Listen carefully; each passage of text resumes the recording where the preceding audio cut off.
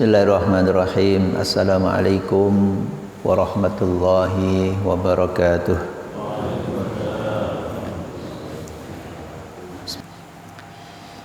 Hari ini kita akan melanjutkan dengan judul baru, bab baru, salatul khauf. Salatnya orang yang dalam keadaan ketakutan. Seperti yang kita sampaikan, salat itu ibadah yang sangat utama, paling utama. Tidak boleh orang itu menggampangkan salat, kemudian salatnya salat kobro. Nek kober salat, nek gak kober gak salat. Nah, ini katanya masih banyak, cuma di dalam fikih nggak ada bab salat kobro, salat kober. Tapi masih banyak kita jumpai orang-orang itu menggampangkan urusan sholat. Bab-bab fikih yang kita kaji menunjukkan bahwa sholat itu tidak boleh ditinggalkan meskipun orang dalam keadaan ketakutan. Soal takut soal yang lain, tapi soal sholat juga soal tersendiri. Nah, rata-rata dalam bahasan fikih yang dimaksud dengan sholatul khauf itu lebih digambarkan ketika orang dalam keadaan perang. Meskipun begitu tidak disebut sholatul harbi, bukan sholat tentang peperangan, tetapi akibat dari orang sedang berperang itu suasananya suasana genting. Bisa dibayangkan orang perang itu kan macam-macam. Ya. Ada suasana masih saling mengintai, belum sampai perang. Nah, ada saat perang itu sudah berkecamuk. Ketika perang berkecamuk pun macam-macam. Ya, mungkin ada yang langsung di medan pertempuran, ada yang masih di ring 2 berjaga-jaga, ada yang mungkin ditugaskan untuk pengintaian dan sebagainya. Tapi yang jelas adalah kalau di dalam banyak fikih itu kita akan kaji nanti. Salat ketika dalam suasana terjadi kegaduhan seperti itu, terjadi peperangan. Nah, ternyata kita jumpai karena situasi perang dan kondisi pun tidak sama, maka cara salatnya pun juga tidak cuma satu caranya. Nah, nanti kita akan dapati ada model salat khauf yang pertama, ada model salat khauf yang kedua, ada model yang ketiga, ada model yang keempat gitu. Nah, bahkan ada situasi di mana tidak mungkin orang itu salat seperti salat normalnya, pakai takbir, pakai ruku, pakai sujud. Nah, bahkan juga ada bab salat ketika salat pada posisi di mana kita dikejar atau kita mengejar musuh. Nah, itu ada babnya sendiri. Ya, namanya perang kan loh, mungkin pas lagi mundur dikejar sama musuhnya, atau kita yang mengejar musuh tapi waktunya harus sholat. Terbayang ya, jadi betapa ternyata bab sholat 5 waktu itu satu kewajiban yang sampai situasi seperti itu pun seseorang itu masih diwajibkan untuk menunaikan sholat. Apalagi ketika kondisi kita normal seperti ini, nggak ada perang, nggak ada perlawanan, nggak ada suasana genting, nggak ada kegaduhan.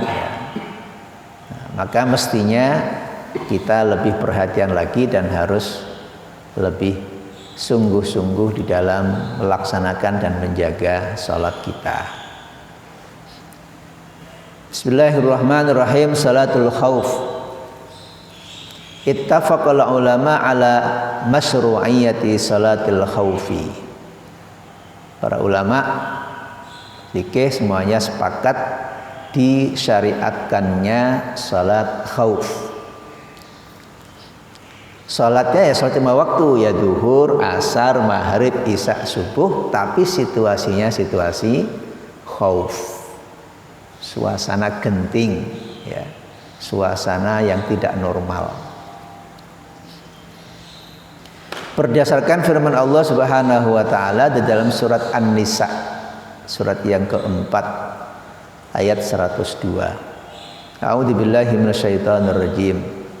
Wa idza kunta fihim fa aqamta lahumus salata faltakum ta'ifatun minhum ma'ak wal ya'khudhu aslihatahum fa idza sajadu falyakunu min waraikum wal ta'ti ta'ifatun ukhra lam yusallu falyusallu ma'ak wal ya'khudhu khidrahum wa aslihatahum waddal ladzina kafaru law taghfuluna an aslihatikum wa amti'atikum fayamiluna 'alaikum mailatan wahidah ولا جناح عليكم إن كان بكم أذى من مطر أو كنتم مرضى أن تدعوا أسلحتكم وخذوا خذركم إن الله أعد للكافرين عذابا مهينا. Ayat ini jamaah sekalian bahkan dirinci oleh Allah. Ya. Jadi ketika suasana itu perang, ya, sahabat disebutkan ini sebab turunnya ketika seorang bertanya kepada Nabi Shallallahu Alaihi Wasallam bagaimana sholat ketika dalam keadaan perang. Jadi asbab nuzulnya ada yang bertanya, maka sering begitu. Bertanya itu menunjukkan ada keinginan. Sahabat ingin tetap menjaga salatnya, tapi suasana perang seperti apa? Tanyalah kepada Nabi Shallallahu Alaihi Wasallam. Dan Nabi itu wa ma yantiqu anil hawa. Nabi nggak pernah menjawab asal maunya. Beda sama kita, sok-sok jawab. Oh, padahal ya sakjane gak ero. Nabi enggak, Nabi itu wa ma yantiqu anil hawa in huwa illa wahyu. Yang disampaikan Nabi adalah wahyu. Maka turunlah wahyu itu sebagai jawaban atas pertanyaan sahabat. Maka banyak ayat-ayat yang turunnya itu disebabkan karena adanya pertanyaan. Wa yas'alunaka 'anir ruh. Nah, mereka bertanya kepadamu wahai Muhammad tentang apa itu ruh. Maka turunlah ayat kulir ruhu min amri rabbi wa ma utitum minal ilmi illa qalila. Di surat Al-Anfal orang bertanya kepada Nabi, wahai Nabi, ini bagaimana urusan harta rampasan perang ini? Ada kan? Perang kemudian menang. Nah, orang yang menang dalam perang ini mendapatkan yang disebut dengan ghanimah, harta rampasan perang. Wa yas'alunaka 'anil anfal. Nah, mereka bertanya kepadamu tentang harta rampasan perang. Qul anfalullahi wa rasulihi dan seterusnya. Tapi kemudian Allah menjelaskan bahwa harta rampasan itu milik Allah dan Rasulnya. Nah, kemudian ada sistem pembagiannya kepada kaum muslimin. Nanti bisa dibuka Bapak Ibu sekalian ya, surat An-Nisa ayat 102. Ini ayat yang menjelaskan tentang bagaimana salatul khauf. Qala al-Imam Ahmad sabata fi salatil khaufi sittatu ahadis aw sab'atun ayyuha fa'ala al-mar'u jaza. Imam Ahmad bin Hanbal menjelaskan hadis-hadis tentang khauf, salat khauf ditemukan ada 6 sampai 7 model. 6 sampai 7 model salat khauf. Nah, siapapun yang salat dengan satu di antara 6-7 model itu sesuai dengan situasi yang dia hadapi, maka salatnya sudah sah secara fikih. Berarti dia sudah menunaikan salat. Wa qala Ibnul Qayyim usuluha sittu sifatin wa ablaghuha ba'duhum aktsar. Imam Ibnu Qayyim menjelaskan hadis-hadis yang penjelasannya cukup jelas tentang salatul khauf itu ada 6 modelnya. Wa haula'i kullama ra'au ikhtilafar ruwati fi qissatin ja'alu dzalika wajhan fasarat 17. Bahkan dikatakan pula karena banyaknya riwayat-riwayat yang menjelaskan tentang salatul khauf itu disimpulkan para ulama modelnya sampai ada 17 macam. 17 macam. Jadi kondisinya situasi beda-beda itu. Ya meskipun tingkat riwayatnya ada yang lemah, tetapi yang di antara riwayat-riwayat yang cukup kuat ada 6 model. Ada 6 macam cara melaksanakan sholatul khauf. Tapi sebagian juga ditemukan sampai 17 macam, berarti modelnya banyak sekali.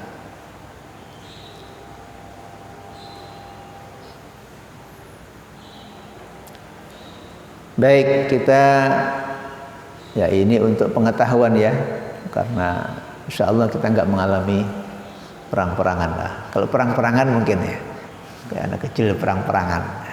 Ya, kalau perang beneran mudah-mudahan enggak.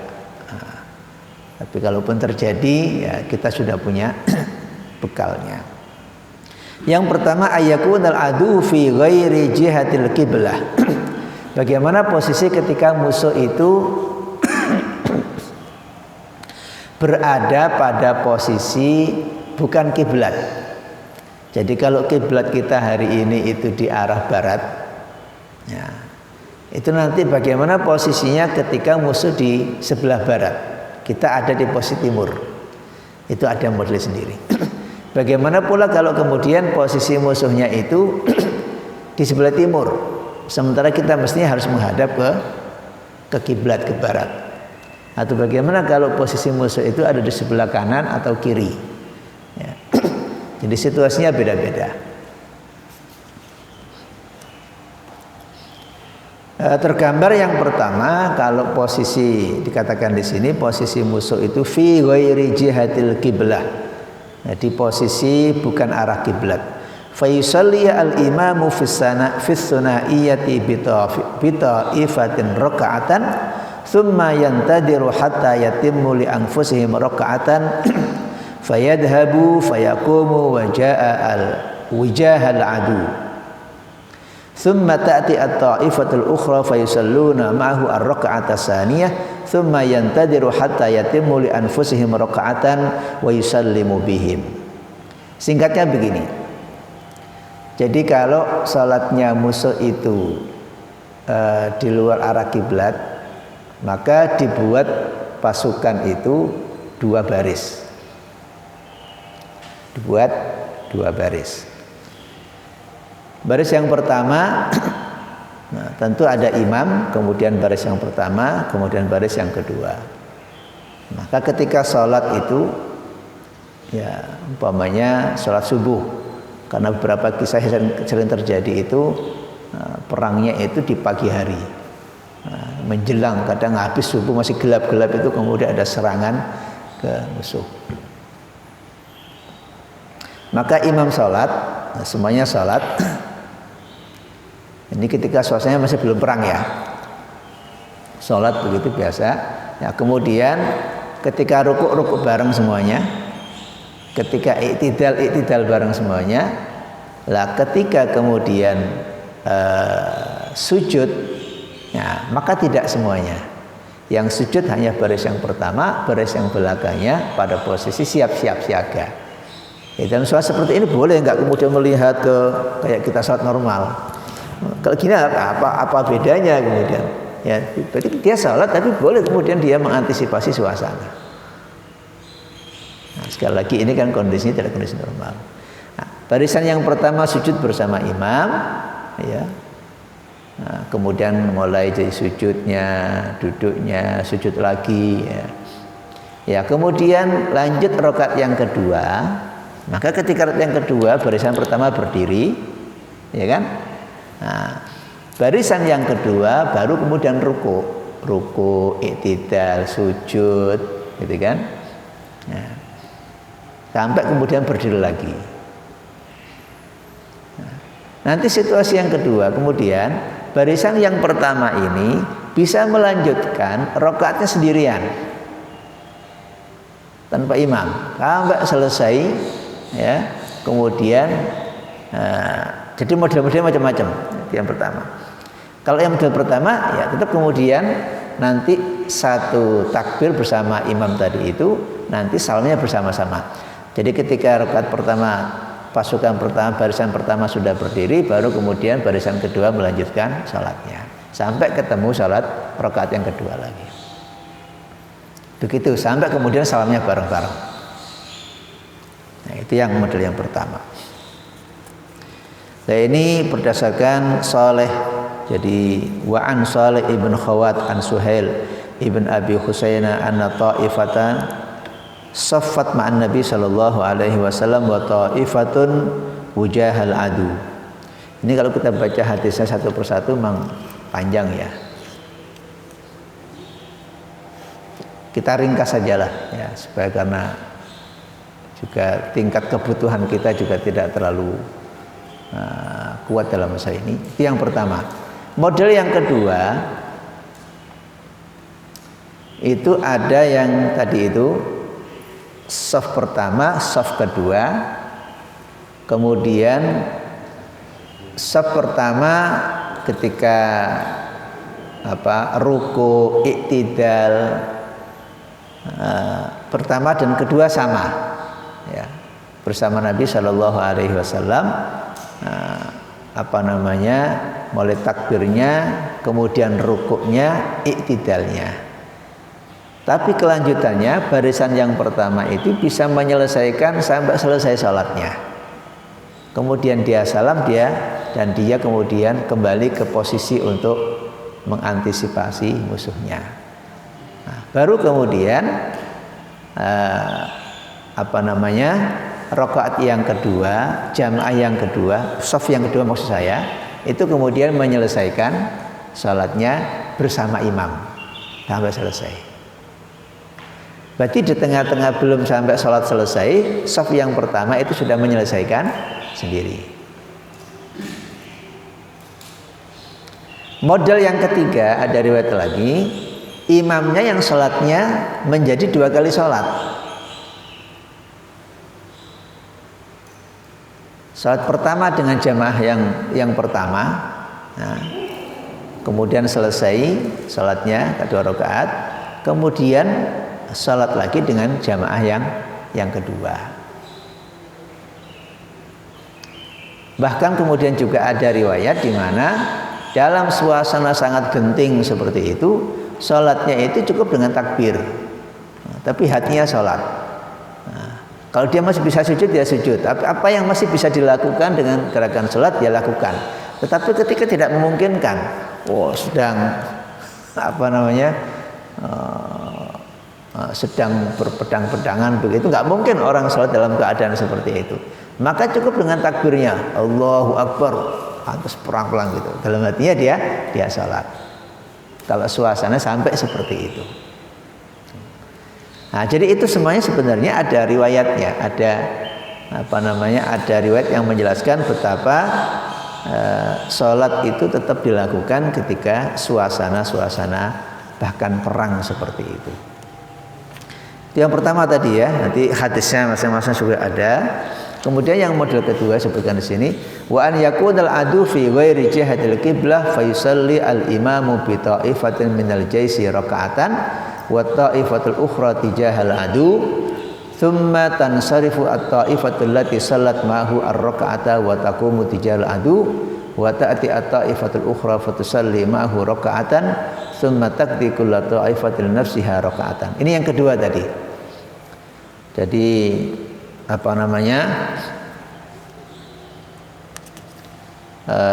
jamaah dibuat 2 shaf, maka shaf yang pertama salatnya bersama Nabi, bersama bareng-bareng dengan imamnya.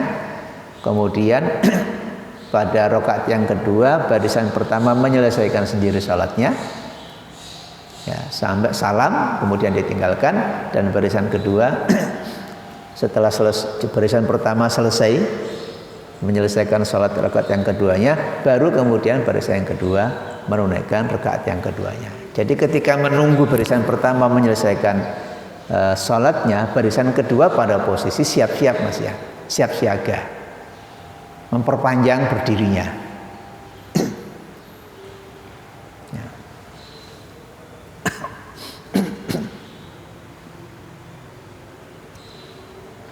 Nah, yang ketiga, an yusalli al-imamu bi kulli ta'ifatin raka'ataini fatakunu ar-raka'atani al-ulayani lahu fardan war raka'atani al-ukhrayani lahu naflan.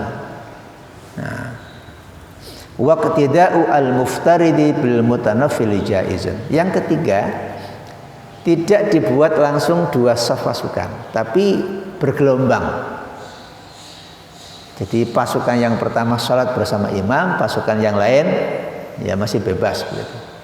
Nah, tidak pada posisi belum belum takbiratul ihram, masih belum sholat. Selesai sholat yang pertama, berarti imam dengan jamaah pertama sudah selesai, mulai takbir sampai assalamualaikum warahmatullah. Setelah itu kemudian datang pasukan yang kedua. Dan yang pertama kembali ke menggantikan posisi pasukan yang kedua. Lah pasukan yang kedua baru sholat, tetapi imam kemudian mengulangi sholatnya lagi seperti sholat yang pertama bersama pasukan yang pertama. Berarti imam sholat dua kali. Sholat yang pertama itu fardunya, tapi sholat yang kedua bagi imam itu adalah sholat sunnahnya. Boleh nggak? Faktanya boleh. Jadi imamnya tetap sholat, padahal dia sudah sholat subuh, tapi dia sholat subuh yang kedua diikuti dengan jamaah baru. Jamaahnya sholat fardu karena dia belum sholat subuh, tapi imamnya sudah sholat subuh. Boleh nggak? Boleh. Nah, gitu. Nah, hal itu pula kemudian ketika jangan sholat, ya ternyata jangan sholat ba'diyah, belakangnya nggak tahu, nah, itu boleh juga makmum kepada orang yang sholat nafil. Ya, disahkan. Kemudian yang keempat di sini, an yakuna al-adu fi jihatil qiblah fa yusalli al-imam bi ta'ifataini jami'an ma istirakihim fil khirasati wa mutaba'atihim lahu fi jami' arkanis shalah ila sujudi fatasjudu ma'ahu ta'ifatun wa tantadiru ukhra hatta tafru ta'ifah al-ula thumma tasjud.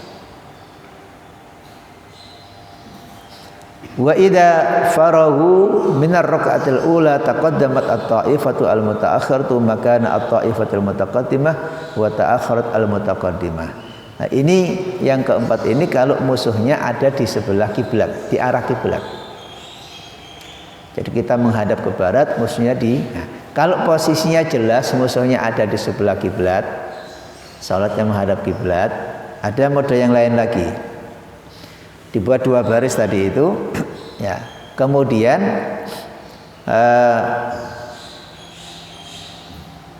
seperti yang kita sampaikan di awal tadi, sholatnya jamak, barisan yang pertama dia menyelesaikan rokaatnya, ya.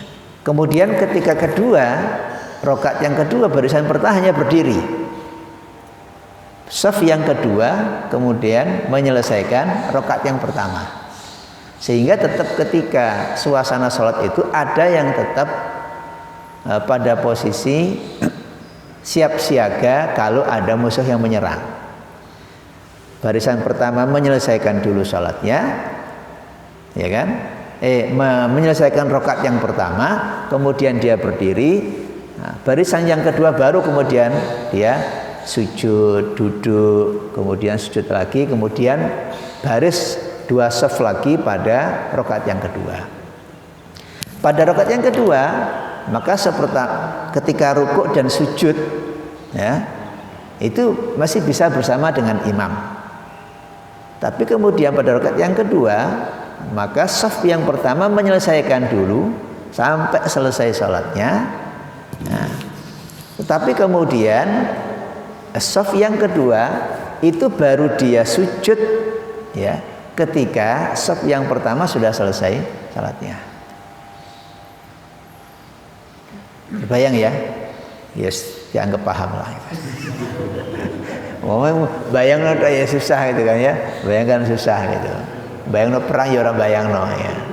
Tapi ternyata ada model-model begitu.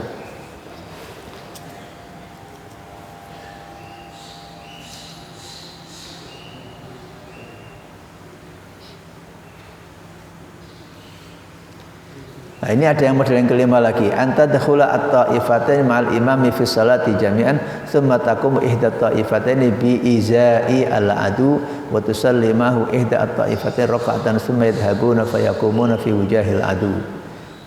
Thumma ta'ati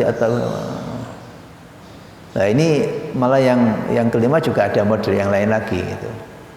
Waktu takbirnya bersama imam bareng-bareng. Tapi habis sholat itu kemudian ganti posisi lagi karena menghadapi musuh.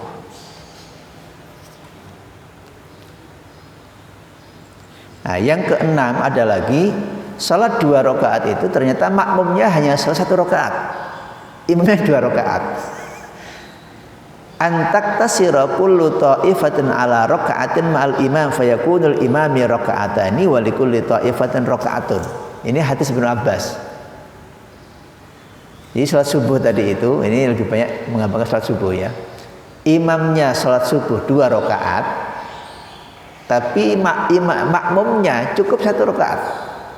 Nah, jadi rakaat pertama salam sendiri gitu, imamnya belum salam, dia salam sendiri. Assalamualaikum warahmatullahi wabarakatuh. Terus dia langsung kembali ke posisi menghadap musuh. Nah, baru kemudian ketika sholat rakaat yang kedua, makmum datangi jamaah kedua, ikut sholat bersama Nabi. Terbayang ya? Jadi yang model yang keenam ini Nabi katakanlah imam sholat subuh 2 rakaat, jamaah pertama ini datang mengikut sholat bersama imam. Nah, tapi imam ketika rakaat yang pertama dia tidak salam. Tapi jamaahnya menyelesaikan cuma 1 rakaat, dia salam kemudian dia tinggalkan, maka kloter yang kedua gabung bersama imam, ikut rakaat keduanya imam, tapi dia rakaat yang pertama, kemudian dia salam. Jadi ternyata ada sholat subuh cuma 1 rakaat, nah itu ada, itu ketika suasana perang. Ini hadis Ibnu Abbas. Ceritanya begini, anna Nabi sallallahu alaihi wasallam shalla bi dzi qurdin fasaffan nasa khalfahu saffaini saffan khalfahu wa saffan muwazi al-adu fasalla bil ladzina khalfahu raka'atan thumma sarafa haula ila makan haula wa jaa ulaika fasalla bihim raka'atan wa lam yaqdu raka'atan rawahu an-Nasa'i wa Ibnu Majah wa sahahahu. Jadi begitu hadis riwayat Ibnu Abbas yang menjelaskan imamnya sholat 2 rakaat tapi makmumnya hanya sholat 1 rakaat salam.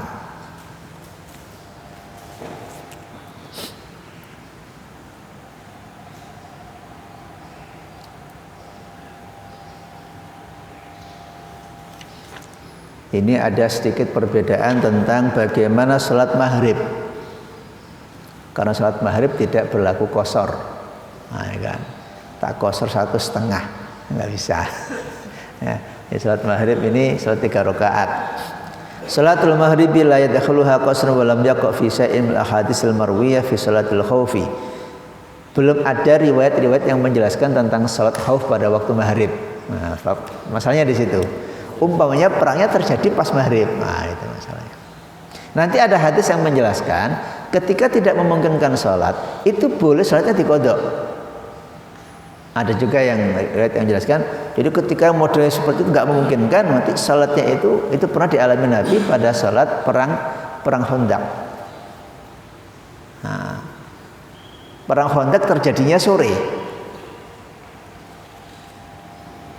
Nah, jadi kemudian akhirnya sholatnya itu asalnya itu dikerjakan kemudian di waktu, kalau nggak salah riwayatnya itu sholat asar dan maghribnya itu ditunaikan belakangan atau zuhur sama asarnya. Nanti nggak, suasananya ya namanya perang kan nggak bisa diprediksi, kadang bisa lama, kadang bisa sebentar gitu. Nah itu kemudian terpaksa akhirnya sholatnya itu setelah melampaui waktu. Nah, ini bisa dikiaskan kayak kemarin itu ya, pas kita apakah pas macet, nggak mungkin sholat, ya, itu kan ada dua pendekatan. Ya, dia sholat di tempat, atau dia nggak sempurna, atau dia sholat ketika sudah melampaui waktunya.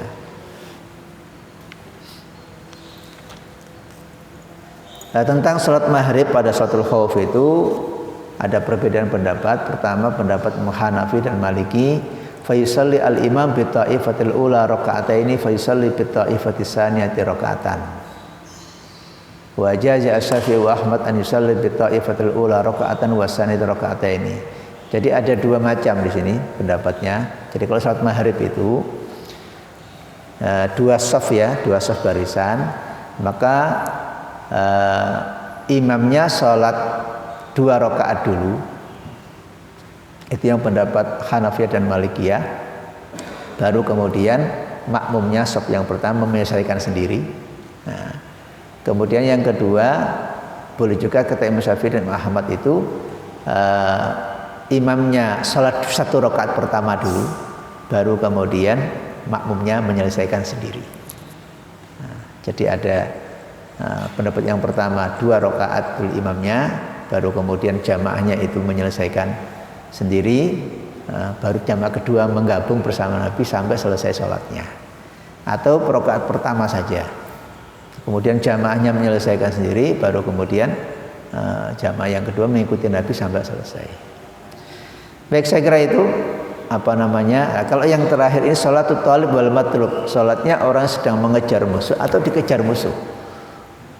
Wah, ini kan nggak mungkin ini.